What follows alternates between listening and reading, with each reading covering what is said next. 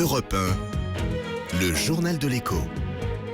Toute l'actualité éco avec Éric Le Boucher. Bonsoir Éric. Bonsoir Nicolas. La bourse de Paris. Moins 0,32%, 4930 points. Alors la cause de cette baisse, c'est à nouveau la Chine, Black Friday chinois. Shenzhen a perdu 6%, Shanghai 5%, Hong Kong n'a lâché que 2%. Alors pourquoi ? De grandes maisons de courtage du pays ont fait l'objet d'enquêtes des autorités. Ça a provoqué de la panique et des ventes massives d'actions. Le chiffre du jour. Plus d'un Français sur deux est désormais équipé d'un téléphone intelligent, un smartphone, 58% selon l'ARCEP. C'est plus du double d'il y a 3 ans. La population, évidemment, est disparate là, vis-à-vis des smartphones. Les 18-24 ans sont équipés à 90%. À l'inverse, les plus de 70 ans à 15% seulement. Et puis, il y a toujours autant de réfractaires carrément au téléphone portable.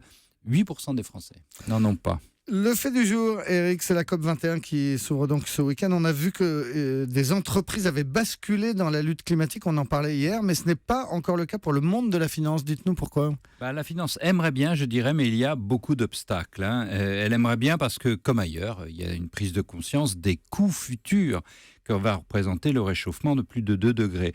Alors déjà, beaucoup de fonds, 900 gros investisseurs dans le monde, plus de 30 000 milliards d'euros seraient engagés dans la lutte contre le réchauffement climatique, mais ce n'est pas énorme. On observe quand même des banques qui désinvestissent des secteurs des énergies fossiles et qui ferment des fonds destinés à financer des mines de charbon. Et pour investir dans quoi à la place ? Voilà, c'est toute la question. Les énergies renouvelables, c'est encore un tout petit monde face aux milliards du pétrole et du gaz. C'est un monde aussi en évolution rapide avec beaucoup de déconvenues. On l'a vu dans le solaire il y a quelques années où il y avait eu beaucoup de faillites. Idem dans la voiture électrique, il n'y a pas beaucoup de stars, à part Tesla, la californienne, c'est une exception. Mais le soleil vient, le vent tourne, le solaire devient rentable, y compris dans nos contrées. Et puis on peut investir aussi dans le transport d'énergie, dans le recyclage, dans les déchets, dans l'eau, etc. Il y a beaucoup d'investissements possibles qui ne se limitent pas aux éoliennes et aux panneaux solaires. Donc, voilà, c'est en train de venir.